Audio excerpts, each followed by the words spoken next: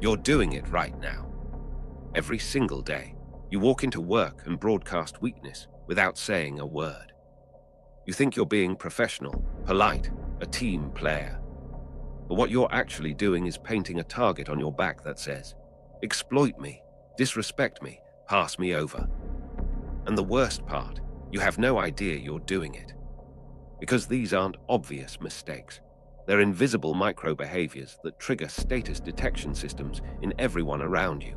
And once those systems categorize you as low status, it's almost impossible to climb back up. The truth nobody at work will ever tell you. Status isn't earned through hard work. It's signaled through behaviors most people don't even notice. Welcome back to Shadow Mind, where we expose the dark psychology mechanics that control your life, so you can take back power from people who have been playing you. I'm here to show you the invisible game being played at your workplace right now. The game where some people rise effortlessly while others work twice as hard and get half the respect. By the end of this video, you'll understand the 3 invisible behaviors that immediately signal low status and make coworkers treat you like you're disposable. Why your professional behavior is actually destroying your credibility and keeping you stuck in the hierarchy. The exact micro-adjustments in body language, speech patterns, and spatial behavior that flip your status overnight. This is field-tested dark psychology of workplace dominance, not corporate training, not HR-proved advice, the real mechanisms of power. Before we continue, hit that like button right now. Subscribe to Shadow Mind and smash the notification bell so you never miss the psychology that actually controls your career. And if you know someone stuck in a dead-end job getting disrespected daily, send them this video. It might change everything. Here's what you need to understand first. Status is unconscious. Nobody at work sits down and consciously decides your low status. It happens automatically in the first 7 seconds of interaction based on micro-signals your body and voice send without your permission. Your brain is running ancient software designed for tribal hierarchy, and so is everyone else's brain. When you walk into a room, speak in a meeting, or interact with a coworker, their brain is scanning you for status markers. Body language, are you taking up space or making yourself small?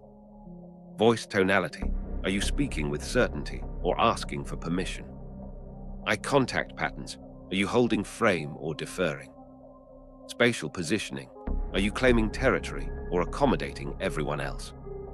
These scans happen in milliseconds, and once your status is calculated, it becomes a self-fulfilling prophecy. High status people get their ideas heard and respected, access to opportunities, the benefit of the doubt, social protection from office politics. Low status people get ignored in meetings, blamed for mistakes that aren't theirs, passed over for promotions, exploited for extra work with no reward. And here's the brutal part. Hard work doesn't change your status. Only behavioral signaling does. You can be the most competent person in the room, but if you're broadcasting low-status signals, you'll be treated accordingly. Let me show you exactly what those signals are. Invisible behavior 1, apologetic speech patterns. The first status killer is how you start sentences. Low-status people use what's called softening language. Listen for these phrases. Sorry to bother you, but. This might be a stupid question, but. I'm not sure if this is right, but. Just wanted to quickly check. Does that make sense? Every single one of these phrases broadcasts, I'm not confident in my own value. Please don't be mad at me. And when you do this repeatedly, people's brains categorize you as someone who doesn't believe in themselves. So why should they? Here's what's happening psychologically. When you apologize before making a request or presenting an idea, you're preemptively lowering your status to avoid conflict. You're saying, I know I'm interrupting your important time with my unimportant presence. And people unconsciously accept that frame. The fix: remove all softening language. State things directly. Instead of, sorry to bother you, but do you have a second? Say, I need 5 minutes to discuss the project timeline. Instead of, this might be wrong, but I think we should, say, we should do X because of Y. Notice the difference. One is requesting permission to exist. The other is claiming space and certainty. High-status people don't apologize for taking up space. They assume their presence has value. Invisible behavior 2, submissive body language. The second status destroyer is how you hold your body in physical space. Low-status employees make themselves small. Watch for these signals in yourself. Postural collapse. Shoulders rolled forward. Head tilted down. Arms crossed or held close to body.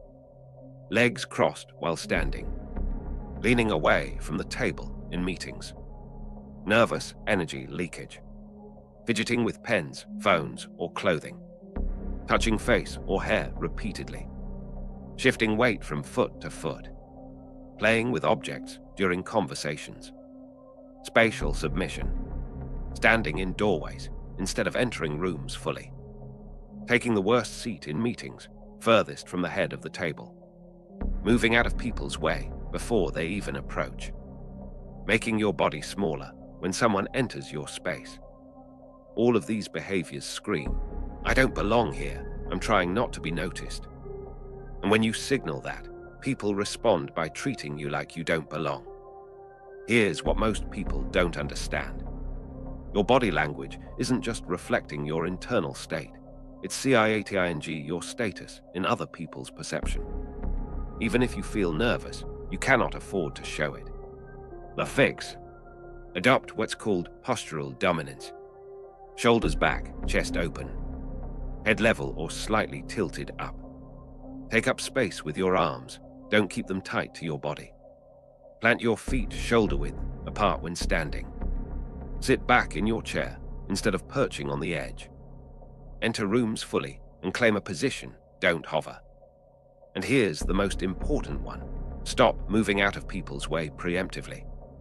If someone is walking toward you, hold your path. Let them adjust.